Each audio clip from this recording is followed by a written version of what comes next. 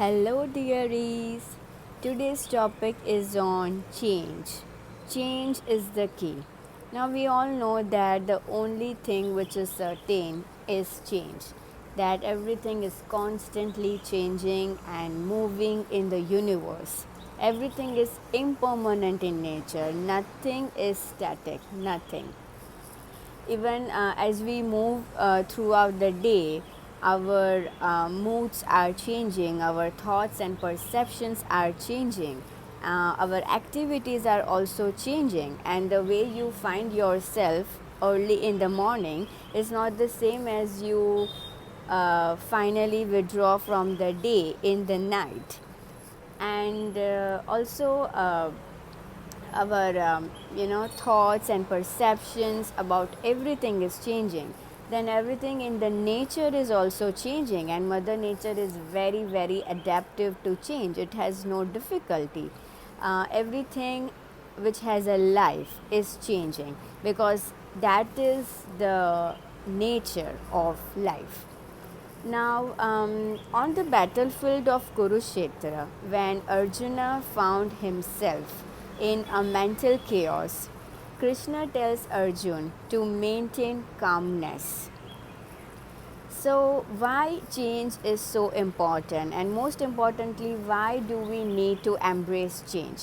See, whether you like it or not, life has its own way to change because that's the nature of life and that is how it operates. So, Krishna tells Arjun to remain calm and embrace change. Now, just by saying or listening, it doesn't happen. You need to cultivate that level of consciousness wherein you can embrace change, and change will bring you lot of clarity. And with high clarity, you will be productive and high in your energies to embrace change. We have to accept and embrace change for what it is and understand the real purpose of it. And like I said, it doesn't happen just like that. We need to cultivate, number one, consciousness, a calm consciousness wherein the change could be embraced and acceptable for what it is. Number two is the principle of non attachment. Krishna tells Arjun to focus on his actions and not on the results or the fruit of the actions. So we have to do our work, our karma, in the best possible way, but without being attached to its result. So when you do your work, your focus will be on your work, on your performance, and in giving your best. And you don't have to be so much concerned and attached to the success or failure of your work. Now, this doesn't mean that you don't consider the things realistically or you don't take risks, meaning your perspective and your risk needs to be realistic, of course, but you don't have to be attached to the results, meaning to the success or failure. Now, this principle of non attachment is very, very important when you have to embrace change, because circumstance could be anything. Circumstance can bring you any kind of result, and change is the key, means that you do your work without being attached to the success or failure.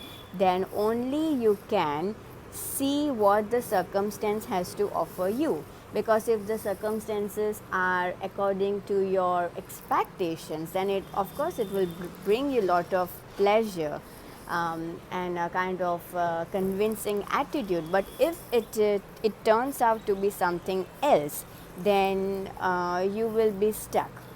Now, when you are stuck and highly resistant, you cannot embrace change, because then you are not open minded to what the things are like or could be like.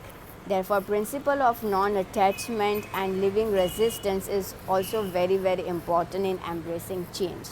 Number three is about a mindset. You need to cultivate a right mindset, a strong mindset, a new kind of attitude which will help you out. Now, see, all of us are actually evolving if we are embracing new changes, new things in our life.